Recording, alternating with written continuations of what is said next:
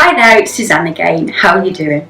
So last week, you might remember we talked about how you can make your goals happen, and we started by thinking about 5 major things you could do, actions you could take to get us there. This week, what we're going to concentrate on instead is what you might need, and what you could need falls under lots of different headings. It could be new skills, it could be new habits. So if you have a look at your download, what we've done is one worksheet for each of the 3 areas again. And what you need to do is write down what your goal is, and then I'll work through with you now what each of those areas could be.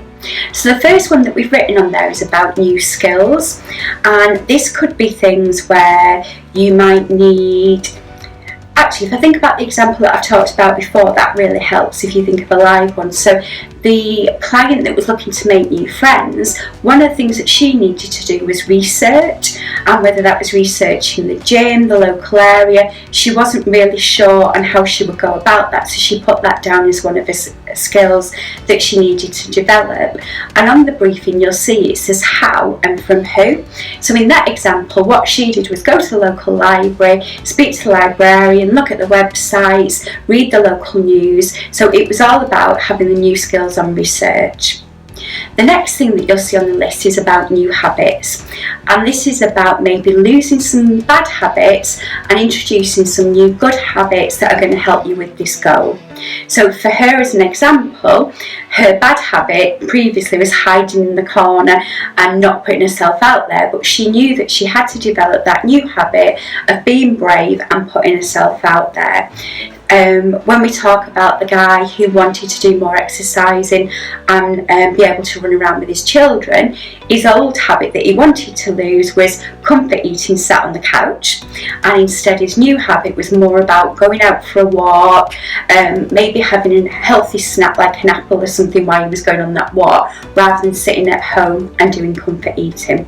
So that's the kind of thing that I want you to be thinking of in terms of habits.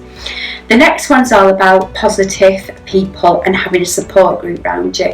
Now, I know we've done some work about this a couple of months ago, and we talked about having that army around you, because I think we talked about the Ellie Goulding song, Having an Army, and it's exactly the same kind of thing. So who is going to be really positive with you and help you to do this goal? And again, it might be your usual people of your parents, your siblings, your boyfriend, your girlfriend, your husband, your wife, or it could even be your boss at work or colleagues, but you want some positive people around you that you can tell about this action and goal that you're doing, and they can support you with it. Linked to that is accountability. So who can you tell that you're trying to achieve this goal that will hold you to account and maybe say to you, oh, you said you were going to go for that walk, have you gone for the walk, why didn't you, or did you enjoy it, are you going to do an extra one tomorrow? So it's all about having people that will hold you to account. And then the final thing, but one of the most important, is all about your mindset. And again, we've done a lot of work on this. So this could be things about thinking of your song to motivate you. Can you play that extra loud in the car to get you in the mood to do whatever you've got to do for the goal?